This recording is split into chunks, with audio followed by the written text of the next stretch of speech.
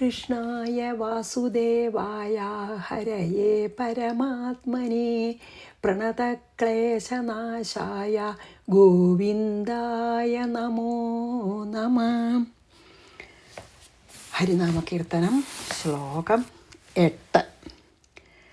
നത്താരിൽ മാനിനി മണാളൻ പുരാണ പുരുഷൻ ഭക്തവത്സലനന്ദാദിഹീനനബി ചിത്തത്തിലച്യുത കളിപ്പന്തലിട്ടു വിളയാടിയിടുകൻ മനസി നാരായണായ നമഃ. നത്താരിൽ മാനിനി മണാളൻ എന്ന് പറഞ്ഞാൽ വലിയ അർത്ഥമാണ്. ആദ്യം ആ ചെറിയ ജസ്റ്റ് അർത്ഥം പറയാം. അതായത് ന എന്നുള്ളതിന് ജലം എന്നൊരർത്ഥമുണ്ട്, ചുവപ്പ് എന്നും അർത്ഥമുണ്ട്. അപ്പോൾ ജലത്തിൽ വളരുന്ന പൂവിൽ, ജലത്തിൽ വളരുന്ന പൂവിൽ ഇരിക്കുന്ന മാനിനി എന്നാവാം, അല്ലെങ്കിൽ ചുമപ്പ് പൂവിൽ ഇരിക്കുന്ന മാനിനി എന്നാവാം, സ്ത്രീ അല്ലേ. അപ്പോൾ വളരെ ഭംഗിയുള്ള ഈ നമുക്കിപ്പോൾ താമരപ്പൂവാണത് അല്ലേ, നമുക്കറിയാലോ. അപ്പോൾ വളരെ ഭംഗിയായിട്ടുള്ള താമരപ്പൂവിൽ ജലത്തിലാണല്ലോ, ജലത്തിൽ നിന്നാണെങ്കിൽ അത് ചേരും, ചുവപ്പ് ആണും ചേരും.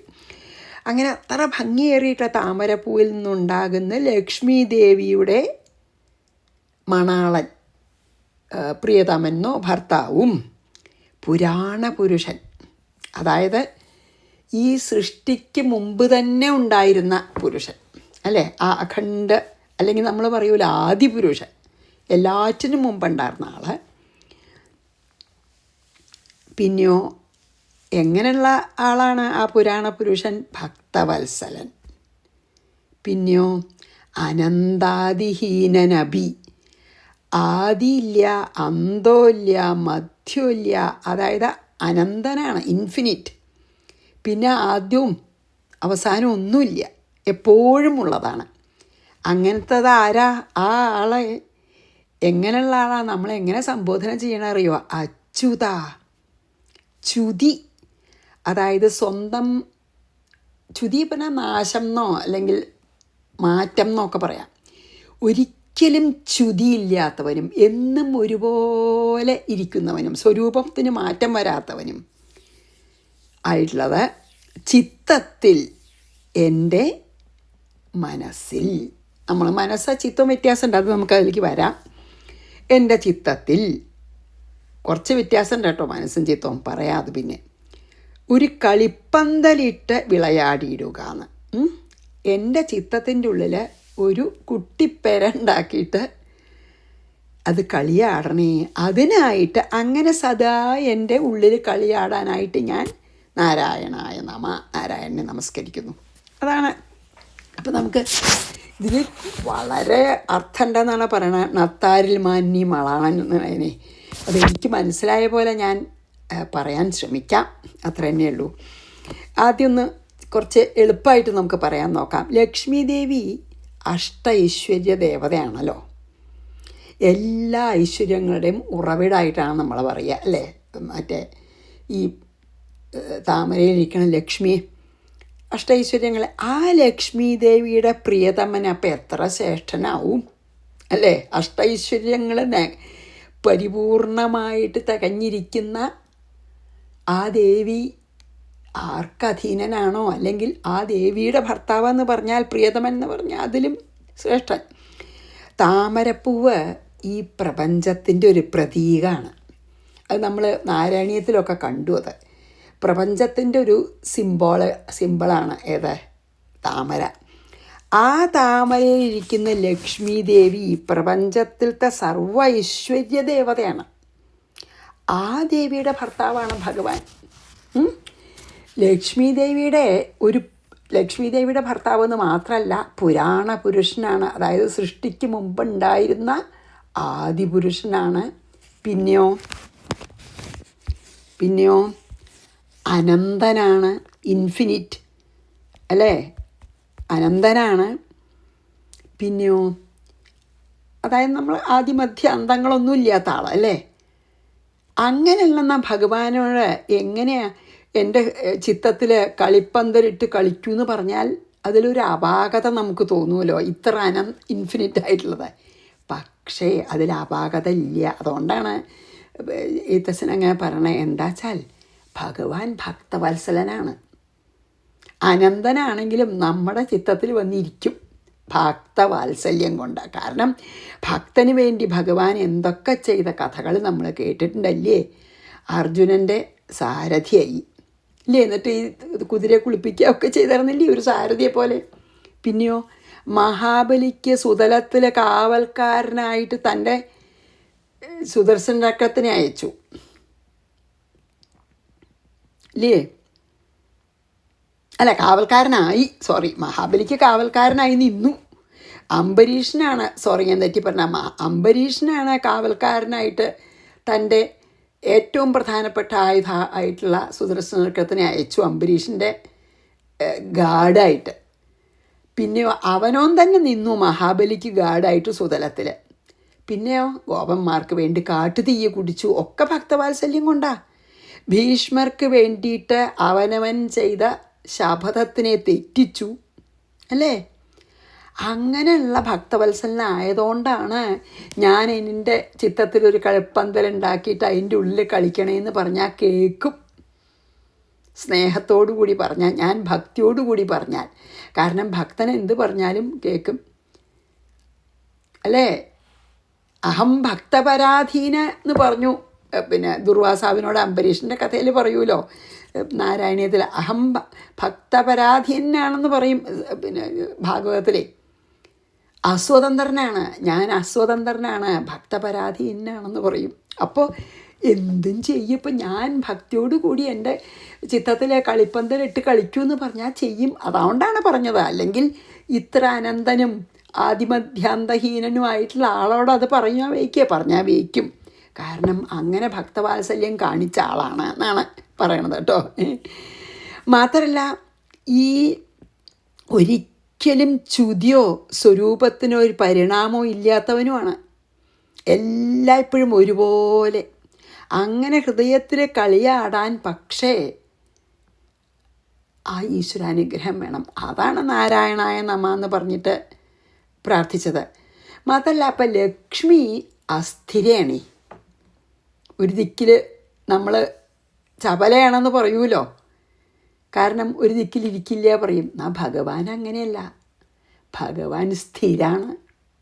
അതുകൊണ്ടുണ്ട് ലക്ഷ്മി മണാളനെ തന്നെ നമ്മൾ ആശ്രയിക്കണം. എന്താ വെച്ചാൽ ലക്ഷ്മി മണാളനെ ആശ്രയിച്ചാൽ ലക്ഷ്മി കൂടെ പോന്നോളും. ലക്ഷ്മി എങ്ങനെയാ വെച്ചാൽ ഭഗവാനുള്ളിടത്തുണ്ട്. അപ്പത്തിന് ലക്ഷ്മി വേറെ നമ്മൾ ആശ്രയിക്കേണ്ട, ഭഗവാനെ ആശ്രയിച്ചാൽ ലക്ഷ്മി കൂടെ പോന്നോളും. കാരണം ഭഗവാനാണ് ലക്ഷ്മിയുടെ കംപ്ലീറ്റ് ആശ്രയം. അപ്പോൾ ഭഗവാനെ ആശ്രയിച്ചാൽ ലക്ഷ്മി കൂടെ പോരും. ലക്ഷ്മി മാത്രം ആശ്രയിച്ചാൽ ചിലപ്പോൾ ലക്ഷ്മി ഭഗവാനെ എവിടെ വെച്ചാൽ അവിടേക്ക് ഓടിപ്പോവും. അപ്പോൾ ഭഗവാനെ നമ്മൾ ലക്ഷ്മി അസ്ഥിരയാണ്, ഭഗവാൻ ഇല്ലാത്തടത്ത് നിൽക്കില്ലേ, എവിടെ ഭഗവാൻ അങ്ങോട്ട് പോവും. അപ്പോൾ ലക്ഷ്മി പ്രാർത്ഥിക്കണേക്കാളും ഭേദം ഭഗവാനെ പ്രാർത്ഥിച്ചാൽ ലക്ഷ്മിയും കിട്ടും നമുക്കെന്ന്. അത് നമ്മൾ നാരായണീയത്തിലൊക്കെ വളരെ നന്നായി പറഞ്ഞിട്ടുണ്ടല്ലോ. ഇനി പിന്നെന്താ വെച്ചാൽ നമുക്ക് ഈ നത്താരിൽ മാനിനി എന്ന് പറഞ്ഞതിന് വലിയ അർത്ഥം പറയുന്നുണ്ട് കേട്ടോ. അത് എനിക്ക് മനസ്സിലാവണ തരത്തിൽ ഞാൻ പറയാം. എന്താ വെച്ചാൽ ഈ നമുക്ക് 7 ചക്രങ്ങളുണ്ടെന്ന് പറയുമല്ലോ. അതായത് മൂലാധാരം, സ്വാധിഷ്ഠാനം, മണിപൂരകം, അനാഹതം, വിശുദ്ധി, ആജ്ഞ, അത് കഴിഞ്ഞാൽ സഹസ്രാരം. ഷഡ്ചക്രങ്ങളും പിന്നെ നമ്മുടെ ഈ ബ്രഹ്മരന്ധ്രം എന്ന് പറയുമല്ലോ, സഹസ്രാര പത്മം. അപ്പോൾ അതിലിപ്പോൾ ഓരോന്നിലും താമര ഉണ്ടെന്നൊക്കെയാണല്ലോ സങ്കല്പിക്കണം നമ്മളെ, മൂലാധാരത്തിലും എല്ലാറ്റിലും. അപ്പോൾ ഈ കുണ്ടലിനി ശക്തി മൂലാധാരത്തിൽ നിന്ന് നമ്മൾ ഉയർത്തിയിട്ട് ഈ രാജയോഗം കൊണ്ടൊക്കെയാണ് പിന്നെ ഭക്തിയല്ലാതെ കേട്ടോ, യോഗങ്ങളാണ്. അപ്പോൾ ഈ രാജയോഗം കൊണ്ടാണ് ചിത്തവൃത്തി നിരോധമൊക്കെ ചെയ്ത് ഈ കുണ്ടലിനിയെ മൂലാധാര ചക്രത്തിൽ നിന്ന് ഉയർത്തി സ്വാധിഷ്ഠാനത്തിൽ കൂടെ പോയി മണിപൂര ചക്രത്തിൽ കൂടെ പോയി അനാഹത ചക്രവും കടന്ന് വിശുദ്ധി ചക്രവും കടന്ന് ആജ്ഞാചക്രം, അതിപ്പോൾ ഈ 2 പിന്നെ എന്താ പറയുക, പിരികത്തിൻ്റെ ഇടയ്ക്കെത്തി. അത് കഴിഞ്ഞാൽ സഹസ്രാര പത്മത്തിലേക്ക് പോവുകയാണ്. അപ്പോൾ ഈ ഉയർത്തിയിട്ട് ആ ഊർജം, ആ ശക്തി ഓരോ ആധാര ചക്രങ്ങളിലും കൂടെയും കടന്ന് സഹസ്രാരത്തിലെത്തും. ആ ശക്തിയുടെയും ശക്തിയാണ് ഏതാ? ഈ ബോധം, അഖണ്ഡബോധം. ആ ബോധസ്വരൂപം, ആ ശുദ്ധബോധം സഹസ്രാരപത്മത്തിൽ എത്തിയ മഹാലക്ഷ്മിയുടെ പോലും ശക്തിയായിട്ടുള്ള ആ ബോധസ്വരൂപമാണ് എന്ത്? ആ നമ്മൾ പറയുമല്ലോ, ഇട പിങ്കള എന്നുള്ള നാഡികളിൽ കൂടി നമ്മളെ ശരീരത്തിലെത്തി. അപ്പോഴാണ് നമ്മൾക്ക് ബ്രഹ്മാനന്ദ രസം അനുഭവമാവണത്. പിന്നെ അങ്ങനെ പറയും, ഓരോ ചക്രം കഴിയും തോറും നമുക്ക് ഓരോ സിദ്ധികളുണ്ടാവും എന്നൊക്കെ പറയും, രാജയോഗം കഴിഞ്ഞിട്ട്. അപ്പോൾ ആ നത്താരിൽ മണാളൻ എന്നുള്ളതിൻ്റെ വാക്കിന് അതികഠിന അർത്ഥമാണ്. കാരണം നമ്മൾ ഈ യോഗാഭ്യാസമൊക്കെ ചെയ്ത് കുണ്ടലിനി ശക്തി ഉയർത്തി സഹസ്രാര പത്മത്തിലിരിക്കുന്ന ആ ശക്തിയുടെയും ശക്തിയാണ് ഈ അഖണ്ഡ ബോധസ്വരൂപം. അതാണ് ശരിക്കുള്ള ബ്രഹ്മാനുഭവം. അവിടെ സഹസ്രാര പത്മത്തിൽ ആ ശക്തി എത്തിയാലും ആ ശക്തിയുടെ പിന്നിലുള്ള ഈ അഖണ്ഡബോധം നമ്മളെ ദേഹത്തിൽ അനുഭവമാകുമ്പോഴാണ് നമുക്ക് ബ്രഹ്മാനുഭവം ഉണ്ടാവണേ. അപ്പോൾ നത്താരിൽ മാനിനി എന്ന് പറഞ്ഞ ആ കുണ്ടലിനി ശക്തിയായിട്ട് കരുതാംച്ചാലും ആ കുണ്ടലിനി ശക്തിയുടെയും കൂടി ശക്തിയാണ് അഖണ്ഡബോധസ്വരൂപം. അതില്ലെങ്കിൽ പിന്നെ ഒന്നുമില്ല. അപ്പോൾ നത്താരിൽ മാനിനി മണാളൻ എന്ന് പറഞ്ഞാൽ സഹസ്രാര പത്മത്തിലത്തെ ലക്ഷ്മി ആർക്ക് അധീനനാണോ ആ ബോധസ്വരൂപനാണ് ഭഗവാൻ. അപ്പോൾ ചില്ലറായിട്ടുള്ള ഒരു അർത്ഥമല്ല അതിനുള്ളൂ. അപ്പോൾ ഈ ച്യുതിയില്ലാത്ത ഈ ഭഗവാൻ എപ്പോഴും അനന്തനാണ്, സർവവ്യാപിയാണ്, എപ്പോഴും നമ്മുടെ ഉള്ളിൽ സദാ ഉണ്ട്. ച്യുതിയില്ല പറഞ്ഞില്ലേ, യാതൊരു പരിണാമവും ഇല്ലാതെ ആന്തര്യാമിയായിട്ട് നമ്മുടെ ഉള്ളിലുണ്ട്. നമ്മൾ ഉള്ളിൽ അന്വേഷിച്ചാൽ നമുക്ക് കണ്ടെത്താവുന്നവനും ആണ് ഈ വിഷ്ണു ഭഗവാൻ, പുരാണ പുരുഷൻ. അപ്പം അതിന് വേറൊരു എക്സ്പ്ലനേഷൻ ഞാൻ വായിച്ചു. എന്താ അറിയോ? ബുദ്ധി അന്ധക്കരണം എന്ന് പറഞ്ഞാൽ എന്താ? ബുദ്ധി, ചിത്തം, മനസ്സ്, അഹങ്കാരം, അല്ലെങ്കിൽ മനസ്സ്, ബുദ്ധി, ചിത്തം, അഹങ്കാരം എന്ന് പറയുക. മനസ്സ്, ബുദ്ധി, ചിത്തം, അഹങ്കാരം ആണ് അന്ധക്കരണത്തെ 4 അതിൽ മനസ്സിൽ നമുക്കറിയാം, നമ്മളിപ്പോൾ പറയണ മനസ്സ് പറഞ്ഞ അങ്ങനെ ഓരോ ചിന്തകൾ വരിക പോവുക, സങ്കല്പ വികല്പങ്ങൾ. ഇങ്ങനെ ഒരു ചിന്ത വരും, അത് പിന്നെ പോയാൽ വേറൊരു ചിന്ത വരും. സദാസമയവും ഈ മനസ്സിൽ സങ്കല്പ വികല്പങ്ങളാണ് നമ്മുടെ മനസ്സിൽ. അതാണ് ഏറ്റവും പുറത്തുള്ള മനസ്സാണ് പറയട്ടെ. അല്ലെങ്കിൽ നമ്മൾ മനസ്സാണ് പറയണത്, നമ്മളുടെ മനസ്സിൽ ഇങ്ങനെ എപ്പോഴും എന്തെങ്കിലും അല്ലെ ഉണർന്നിരിക്കാൻ സമയം മുഴുവൻ നമ്മൾ ഓരോ സങ്കല്പങ്ങൾ പൊന്തും മറിയും. അപ്പോൾ സങ്കല്പ വികല്പങ്ങളിങ്ങനെ വന്നുകൊണ്ടിരിക്കുകയാണ് മനസ്സിൽ. പിന്നെയോ ബുദ്ധി എന്താ ചെയ്യണമെന്ന് വെച്ചാൽ വിവേചനം അനുസരിച്ച്, വിവേചന ശക്തി ഉപയോഗിച്ചിട്ട് തീരുമാനങ്ങളെ എടുക്കുകയാണ്. ചീത്ത തീരുമാനമാണെങ്കിലും നല്ല തീരുമാനമാണെങ്കിലും ബുദ്ധിയാണ് അത് തീർച്ചയാക്കാൻ. വിവേചന ശക്തി ഉപയോഗിച്ചിട്ട് അത് നല്ലതോ ചീത്തയോ എടുക്കും. അതാണ് ബുദ്ധിയുടെ പണി. എന്നാൽ ചിത്തം എന്താ? ചിത്തത്തിൽ എന്താ വെച്ചാൽ ഓർമ്മകളെന്ന് പറയാൻ എനിക്ക് മനസ്സില്ല, സംസ്കാരങ്ങളാണ് സൂക്ഷിക്കണം. അല്ലെങ്കിൽ നിരന്തര സ്മരണ നിലനിർത്തുന്ന ഒരു മനസ്സാണ് ചിത്തം. അതിനെ നമ്മൾ ഇംഗ്ലീഷിൽ സബ് കോൺഷ്യസ് മൈൻഡ് എന്നൊക്കെ പറയുന്നത് ഞാൻ ധരിച്ചിരിക്കുന്നു. അപ്പോൾ മനസ്സ് പറഞ്ഞു വെച്ചാൽ സങ്കല്പ വികല്പങ്ങൾ പൊന്തും മറയുകയും ചെയ്യണത്, ബുദ്ധി തീരുമാനങ്ങൾ എടുക്കുന്നത്, ചിത്തം എന്ന് പറഞ്ഞാൽ നിരന്തര സ്മരണ നിലനിർത്തുന്ന ഒരു സബ് കോൺഷ്യസ് മൈൻഡാണ്. നമ്മളെ ഈ അനുഭവങ്ങളുടെയൊക്കെ ഒരു ആകത്തുക ചിത്തത്തിലുണ്ട്. അഹങ്കാരം എന്ന് പറഞ്ഞാൽ ഓഫ് കോഴ്സ് ഞാൻ എന്നുള്ള അഭിമാനിക്കണത്, അത് പോട്ടെ, അത് നമുക്കിവിടെ ആവശ്യമില്ല. എന്താ അറിയോ? അപ്പം എന്താ അതിൽ പറയണ വെച്ചാൽ, ചിത്തത്തിൽ എന്ന് പറഞ്ഞുല്ലോ, അതിന് വലിയ അർത്ഥം ഉണ്ടെന്നാണ് പറയണത്. ചിത്തം സദാ ഭഗവാനെ സ്മരിച്ചു കൊണ്ടിരുന്നാൽ, ചിത്തത്തിൽ സ്മരണയാണെന്ന് നമ്മൾ പറഞ്ഞുല്ലോ. മറ്റതിങ്ങനെ ഓരോ ചിന്ത വരിക പോവുക നമുക്കറിയാം, നമുക്ക് തന്നെ തോന്നുമല്ലോ അത്. പക്ഷെ ചിത്തത്തിൽ നമ്മൾ സദാ ഭഗവാനെ സ്മരിച്ചു വെച്ചോട്ടെ, ഈ മനസ്സ് എന്തെങ്കിലും ചെയ്തോട്ടെ. ചിത്തം നിർമ്മിച്ച ആ കളിപ്പന്തലിൽ നിന്ന് പോവില്ല ഭഗവാൻ. പിന്നെ നിരന്തര സ്മരണ ചിത്തത്തിൽ നിലനിർത്തിയാൽ ചിത്തത്തിലൊരു കളിപ്പന്തൽ തന്നെ ഉണ്ടാക്കാം നമുക്ക്. പിന്നെ ഭഗവാൻ ആ കളിപ്പന്തലിൻ്റെ ഉള്ളിൽ കളിക്കുകയുള്ളൂ. അതാണ് ഇതിൽ ചിത്തത്തിൽ എന്ന് പറയാൻ കാരണം എഴുത്തച്ഛൻ. അതായത് ആ ചിത്തം നിർമ്മിച്ച കളിപ്പന്തലിൽ നിന്ന് പിന്നെ ഭഗവാൻ പോവില്ല. പക്ഷേ ചിത്തത്തിൽ നിന്ന് ഭഗവാൻ അസ്തമിച്ച് നമ്മളുടെ ചിത്തം ലൗകിക സ്മരണയിൽ മുഴുകിയാൽ കളിപ്പന്തൽ വീഴും, ഭഗവാൻ ഓടി മറയും ചെയ്യും. മനസ്സിൽ എന്തോ സങ്കല്പ വികല്പങ്ങളായിക്കോട്ടെ, ചിത്തത്തിന് നമ്മൾ ഭഗവത് സ്മരണ സൂക്ഷിച്ചാൽ നമുക്ക് ഭഗവാൻ അതൊക്കെ നടക്കണതിൻ്റെ കൂടെയും നമ്മളെപ്പോഴും ഭഗവാനെ സ്മരിക്കും. നേരെ തിരിച്ച് ചിത്തം ലൗകിക ചിന്തകളിൽ മുഴുകിയാൽ പിന്നെ ഭഗവാൻ ആടാൻ കളിപ്പന്തലില്ല. അതുകൊണ്ടാണ് ചിത്തത്തിൽ വിളയാടിയിടുകൻ എന്ന് പറഞ്ഞത്, ചിത്തത്തിൽ എന്ന് പറഞ്ഞത്. പിന്നെ വിളയാടിയിടുകൻ മനസ്സി എന്നാൽ എന്താ വെച്ചാൽ ആ വിട്ടുമാറാത്ത ഭഗവത്സ്മരണയോടെ എനിക്ക് ഈ ലോക കാര്യങ്ങളൊക്കെ ചെയ്യാൻ സാധിക്കണമെന്ന്. അപ്പം മനസ്സെന്തെങ്കിലും ആയിക്കോട്ടെ, പക്ഷേ എപ്പോഴും എന്ത് ചിന്തയുടെയും പിന്നിൽ ഈ ഭഗവത് സ്മരണ ഉണ്ട്, എന്ത് കാര്യങ്ങൾ ചെയ്യണതിൻ്റെയും പിന്നിൽ ഭഗവത് സ്മരണ ഉണ്ട്. അതാണ് ഈ വിളയാടിയിടുകൻ മനസ്സിൽ പറഞ്ഞു വെച്ചാൽ ആ വിട്ടുമാറാത്ത ഭഗവത് സ്മരണയോടെ ഞാൻ ലോകകാര്യങ്ങൾ എനിക്ക് ചെയ്യാൻ സാധിക്കണേ നാരായണായ നമ. ഇതിപ്പോൾ ഇതുപോലെ വെച്ചാൽ എണ്ണ പുരട്ടിയിട്ട് നമ്മൾ പറയൂലോ, നൂച്ചൂർ സ്വാമി രാമാചരണ തീർത്ഥർ പല പ്രഭാഷണങ്ങളിൽ പറയും, എണ്ണ പുരട്ടിയിട്ട് ചക്ക തൊട്ടാൽ നമ്മുടെ കൈ മുളഞ്ഞാവില്ലല്ലോ. അതുപോലെയാണ് നമ്മുടെ മനസ്സിൽ ഭക്തിയാകുന്ന അല്ലെങ്കിൽ ഭഗവത് സ്മരണയാകുന്ന എണ്ണ പുരട്ടിയിട്ട് നമ്മൾ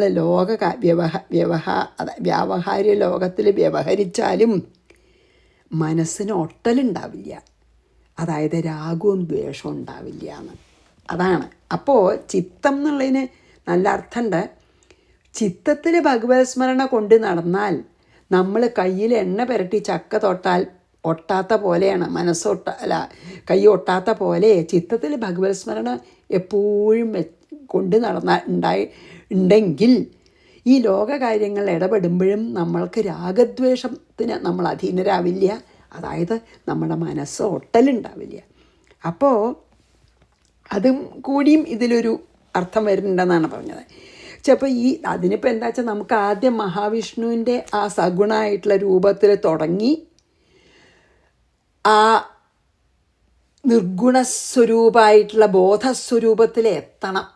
അതിങ്ങനെ പതുക്കെ ഒരു നമ്മൾ ആസ് വി പ്രോഗ്രസ്, അല്ലെങ്കിൽ അതൊക്കെയാണല്ലോ ഇവോൾവ് ചെയ്യുക എന്നൊക്കെ പറയണത്. അപ്പം നമ്മൾ തുടക്കം സഗുണസ്വരൂപത്തിൽ, അത് കഴിഞ്ഞാൽ നമ്മൾ വി വിൽ ഗോ ബിയോണ്ട്. കാരണം ഈ ബോധസ്വരൂപം കാലദേശാവധിഭ്യാം നിർമുക്തം എന്ന് മേൽപ്പത്തൂർ പറഞ്ഞുവല്ലോ. കാലത്തിനും ദേശത്തിനും അതീതാണ് ബോധസ്വരൂപേ. പക്ഷേ സഗുണസ്വരൂപമൊക്കെ കാലത്തിനും ദേശത്തിനും അതീതല്ല. അതുകൊണ്ടാണ് നമ്മൾ അതിൽ തുടങ്ങിയിട്ട് കാലദേശാവധിഭ്യാം നിർമുക്തമായിട്ടുള്ള ആ ബോധസ്വരൂപത്തിൽ എത്തണം. അതാണ് അതൊരു വലിയ ആ അഖണ്ഡ ബോധസ്വരൂപത്തിൽ എത്തണേ നമ്മളെ. അതുകൊണ്ടാണ് അപ്പോൾ ച്യുതിയില്ലാത്ത ആ ഭഗവാൻ പിന്നൊരിക്കലും നമുക്ക് നഷ്ടപ്പെടില്ല എന്നാണ്. അപ്പോൾ ഈ എന്താ അറിയോ അപ്പോൾ ഈ നമുക്ക് ഇതിൽ ഈ ശ്ലോകത്തിൽ പറയണത് എന്താ വെച്ചാൽ ഈ മഹാലക്ഷ്മിയുടെയും കൂടിയും മഹാലക്ഷ്മി ആർക്ക് അധീനനാണോ ആ വിഷ്ണുവിനെ എത്തണം എന്നാണ് പറഞ്ഞത്. പക്ഷേ ആ വിഷ്ണുവിനെ സഗുണരൂപത്തിൽ ധ്യാനിച്ചിട്ട് പിന്നെ നമ്മൾ ആ ബോധസ്വരൂപം തന്നെയായി ധ്യാനിച്ച അവസാനം നമ്മൾ ആ ബോധസ്വരൂപമായി തീരും. അങ്ങനെയാണ്. അപ്പോൾ ഭക്തി കൊണ്ട് ശരിക്കും ആ ഭക്തിയിൽ നിന്ന് തുടങ്ങിയിട്ട് സാധാരണ ആദ്യം ഇപ്പോൾ പ്രാകൃത ഭക്തി എന്നൊക്കെ പറയുമല്ലോ, നമ്മൾ സകാമായി പ്രാർത്ഥിക്കണേന് പ്രാകൃത ഭക്തി, പിന്നെ മധ്യമഭക്തിയവും, പിന്നെ ഉത്തമഭക്തിയവും, പിന്നെ പരാഭക്തിയവും. അത് 4 തരത്തിൽ പറയുന്നുണ്ടല്ലോ പിന്നെ ഇതിൽ ഭാഗവതത്തിൽ. അപ്പോൾ അത് കഴിഞ്ഞ് പരാഭക്തിയിൽ എത്തുമ്പോഴാണ് ഇതാവണതേ. അപ്പോഴാണ് നമ്മൾ സഗുണവും വിട്ട് നിർഗുണത്തിലെത്തും. അപ്പോൾ ഭക്തി എന്ന് തുടങ്ങിയാൽ മതി. പ്രാകൃത ഭക്തി സകാമായിട്ട് തുടങ്ങി, പിന്നെ മധ്യമഭക്തി, എല്ലാ ഭക്തന്മാരെയും കൂടി ഭക്തി ഉണ്ടാവും മധ്യമഭക്തന്മാർക്കേ. പിന്നെ ഉത്തമഭക്തിയാണെങ്കിൽ എന്താ, എല്ലാറ്റിലും ഭഗവാനെ കാണാൻ തുടങ്ങും. പരാഭക്തി പറഞ്ഞാൽ ഭഗവാൻ മാത്രമേ ഉള്ളൂ എന്നാവും. അപ്പോൾ പിന്നെ ഒന്നുമില്ല. അപ്പോൾ ആ സഗുണത്തിൽ നിന്നും പോവാനുള്ളൊരു അവസ്ഥയിൽ നമ്മളെത്തും. അതൊക്കെ നമ്മൾ ഇവിടുന്ന് ഇങ്ങനെ തുടങ്ങിയാൽ പിന്നെ ഭഗവാൻ തന്നെ നമ്മളെ അങ്ങനെ മുമ്പോട്ട് കൊണ്ടുവന്ന് വളരെ വ്യക്തമായിട്ട് ഭാഗവതത്തിൽ പറയുന്നുണ്ട്. അപ്പോൾ ഈ ഒരു ശ്ലോകത്തിൽ എന്താ വെച്ചാൽ ഭക്തവത്സലനായിട്ടുള്ള ഭഗവാനോട് പറയുകയാണ്, എൻ്റെ ചിത്തമാകുന്ന കളിപ്പന്തലിൽ അങ്ങ് എപ്പോഴും വിളയാടൂ. കാരണം എപ്പോഴും അവിടെ ഉണ്ടേ, സർവാന്തര്യാമിയാണല്ലോ. അപ്പം ഞാനൊന്ന് ഉള്ളിലേക്ക് നോക്കി എൻ്റെ ചിത്തത്തിൽ ആ സ്മരണ വെച്ചാൽ മനസ്സ് എന്തെങ്കിലും ആയിക്കോട്ടെ, പിന്നെ അവിടുന്ന് പോവില്ല. അങ്ങനെ കളിയാടാൻ എന്നെ അനുഗ്രഹിക്കണേ നാരായണായ നമഃ എന്നാണ്. ഇനിയും അടുത്തതിൽ എന്താ പറഞ്ഞ വെച്ചാൽ ഈ ഭക്തിയോഗ അടുത്ത ശ്ലോകത്തിലെ ഭക്തിയോഗത്തിൽ കൂടി അല്ലാതെ രാജയോഗത്തിലൂടെയൊക്കെ ചിത്തവൃത്തി നിരോധമൊക്കെ ചെയ്ത്, അങ്ങനെയാണല്ലോ. അതിലിപ്പോൾ ഭക്തിയല്ല, ചിത്തത്തിലത്തെ എല്ലാ വൃത്തികളും അല്ലെങ്കിൽ മനസ്സിലത്തെയും ചിത്തത്തിലത്തെ എല്ലാ വൃത്തികളെയും നിരോധിച്ചിട്ട് ഒന്നുമില്ലാണ്ടാക്കിയിട്ട് ഉണ്ടാവുന്ന അനുഭവം ആണ് അടുത്ത ശ്ലോകത്തിൽ വിവരിച്ചിരുന്നത് കേട്ടോ. അതായത് പല പല സിദ്ധികളൊക്കെ ഉണ്ടാവും. അങ്ങനെയാണ് ഓരോ ചിത്തവൃത്തി നിരോധം ആയിട്ട്. അതായത് നമ്മളിങ്ങനെ യാഗയോഗമൊക്കെ ചെയ്യുമ്പോൾ ഓരോ സ്റ്റേജ് കഴിയുമ്പോഴും ഓരോ സിദ്ധികളുണ്ടാവും. ആ സിദ്ധികൾ ഒരിക്കലും ഉപയോഗിക്കരുതെന്നൊക്കെ പറയും. അപ്പോൾ നമ്മൾ ഈ നാരായണീയത്തിൽ 4-ാം അധ്യായത്തിൽ അതൊക്കെ കണ്ടു നമ്മൾ. അതുണ്ട്, അതൊക്കെ പറയുന്നുണ്ട്. അതുപോലെ ഇനി അടുത്ത ശ്ലോകത്തിൽ ഇപ്പം ഇതിൽ പിന്നെ എങ്ങനെ മഹാലക്ഷ്മിയുടെയും കൂടിയും ശക്തിയായിട്ടുള്ള ഭഗവാനെ പ്രാപിക്കാം. ആ ഭഗവാൻ ഭക്തവത്സലനായതുകൊണ്ട് എൻ്റെ ചിത്തം ഞാൻ ചിത്തത്തിൽ സ്മരിച്ചാൽ എൻ്റെ കളിപ്പന്തലിൽ കളിയാടും. അതിനുള്ള ഭാഗ്യം എനിക്കുണ്ടാവണമെന്ന് പ്രാർത്ഥിച്ചു. ഇനി രാജയോഗത്തിലൂടെ ഭക്തിയോഗത്തിലൂടെ അല്ലാണ്ട് ചിത്തവൃത്തി നിരോധമൊക്കെ ചെയ്ത് അപ്പം ഉണ്ടാവുന്ന അനുഭവമൊക്കെയാണ് അടുത്ത ശ്ലോകത്തിൽ വിവരിച്ചിരുന്നത് കേട്ടോ. അപ്പം ഞാൻ ഈ 8-ാമത്തെ ശ്ലോകം ചൊല്ലി ഇന്നിവിടെ അവസാനിപ്പിക്കാം. നത്താരിൽ മാനിനി മണാളൻ പുരാണ പുരുഷൻ ഭക്തവത്സലനനന്താദി ഹീനനബി ചിത്തത്തിലച്യുത കളിപ്പന്തലിട്ടു വിളയാടിടുകൻ മനസി നാരായണായ നമഃ. ശ്രീകൃഷ്ണാർപ്പണമസ്തു. സർവത്ര ഗോവിന്ദനാമ സങ്കീർത്തനം. ഗോവിന്ദ ഗോവിന്ദ. ഗുരുവായൂരപ്പ ശരണം.